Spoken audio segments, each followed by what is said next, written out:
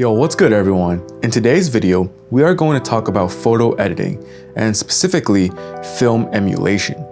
If you're a photographer or a content creator, you've probably noticed this trend where a lot of images and videos are shifting towards a more raw and natural look. A lot of people are trying to move away from that perfect and sterile digital feel that you get from modern cameras and lenses these days. The best way to do that is to actually shoot film, but many people like myself just don't want to deal with the increased costs and processing time of film. So instead, a lot of creators are trying to achieve that filmic and cinematic aesthetic with the speed and flexibility of shooting digitally. So there are a ton of presets that try to emulate film, and some work better than others. But presets are still limited by their base software, which is usually Lightroom. That's why the film emulation plugin from Dehancer is so powerful. It allows you to have additional controls and sliders that programs like Lightroom just don't have. This video is not sponsored by Dehancer, and I am totally unbiased towards their plugin. I downloaded the free trial from their website to test it out and see how well the film emulation works. However, this video is sponsored by Skillshare. If you didn't know, Skillshare is an online learning community with thousands of online classes and members across 150 countries. Originally, I wanted to join Skillshare to learn more about photography and YouTube. But recently, I haven't been shooting much and I've just been feeling unmotivated. But thankfully, Skillshare really does have a class for everything, because I recently watched Leafy Ye's class called Creative Photography: 3 Conceptual Exercises to Unlock Your Inspiration. Her class was super short and to the point, which I really appreciated. And not only did I feel more inspired, but I was also able to learn about other photographers that I haven't heard of before.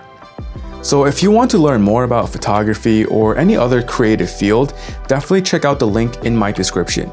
The first 1,000 people to sign up using that link will get a 1-month free trial of Skillshare. Alright, so now let's jump into Lightroom and compare some of those before and after photos. Okay, so starting off, we have this photo that I think would look really nice with a film edit. So looking at both in full view, you can see where those color shifts occurred in that film edit. The right image is much more pink and magenta, while the original is more dark and overcast. Zooming in is where you can really see some of those details, and the image on the left just looks super sharp and clean. The outlines almost look too sharp, and on the right you can see slight halation, blooming, and that added film grain really softens things up. Now moving on to a landscape photo, you can see the differences here are a lot more subtle. Overall, the color tones are still relatively similar, but you do see an emphasis in some of those yellow and oranges, especially if you look in the mountain. I also really like the softer greens in the grassy areas compared to the more dark and murky greens in the original image. Alright, so now let's check out a portrait shot. And once again, this is one of those images that work really well with this film edit. Immediately you can see that the right image is much more soft with that halation and bloom. This film emulation really adds a lot of visual interest to this image, and it really makes you think deeper about what's going on in this photo.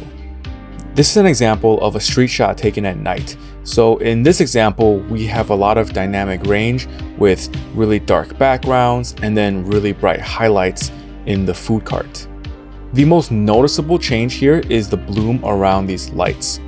I really love that effect, and oftentimes you can shoot with a Pro Mist filter to achieve it in camera, but in this scenario I didn't have the filter on me, so it's nice to still be able to replicate it in post.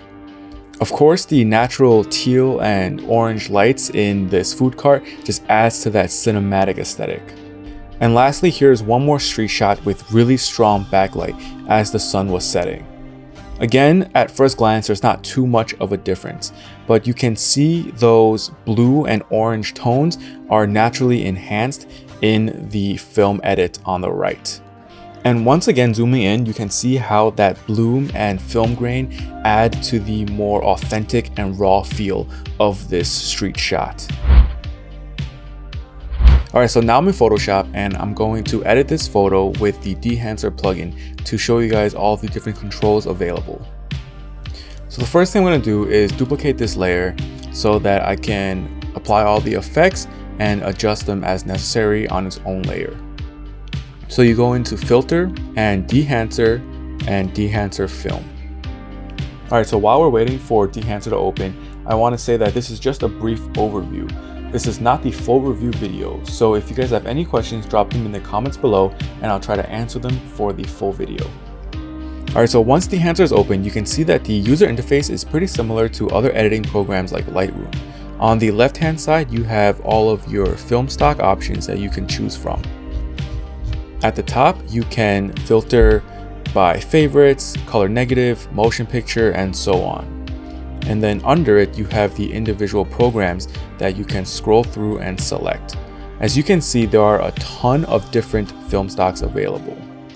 So I already favorited a couple of them. So if I select the favorite filter, then you can come in here and see some of the ones that I really like to use.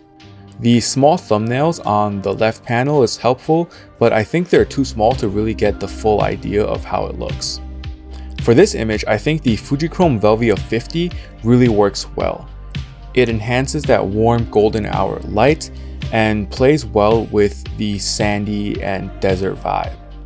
Moving over to the right hand side, you can see that there's a 101 button at the top where you can zoom in to get a closer look at your photo. You can also zoom in and out via the scroll wheel on your mouse. So on the right hand side, you have a bunch of different controls that you can use to further fine tune the image. Now I'm not going to go over all of these in this overview video, but I will touch on a few of the more powerful options that you won't find in Lightroom or Photoshop. Moving down to the film grain section, you can see all of these different controls available. Now Lightroom does have a film grain option as well, but the controls are nowhere near as nuanced as this. So first you have the size and the amount of grain, which are pretty self-explanatory. Then you have a resolution slider, which basically changes how soft or sharp the overall image looks with the grain applied. And you can see as I'm adjusting these sliders, the grain is actually reprocessing and reshifting. So it's not like the grain is going to look the same for every photo. This gives it that much more natural and authentic film feel. And the best part about this film grain control panel is you can adjust how much grain you can see in the shadows, the midtones, and the highlights. So for example, if I want my highlights to be cleaner, I can reduce the grain there. And if I want more grain in the shadows, then I can boost that as well. Moving down, you can see the Hilation panel. And once again, this is something that Lightroom does not have. Hilation is this red outline that you often get on film around really bright and contrasty areas. And I really like this mask mode where you can toggle it and see exactly where and how much of this effect is being applied to your photo.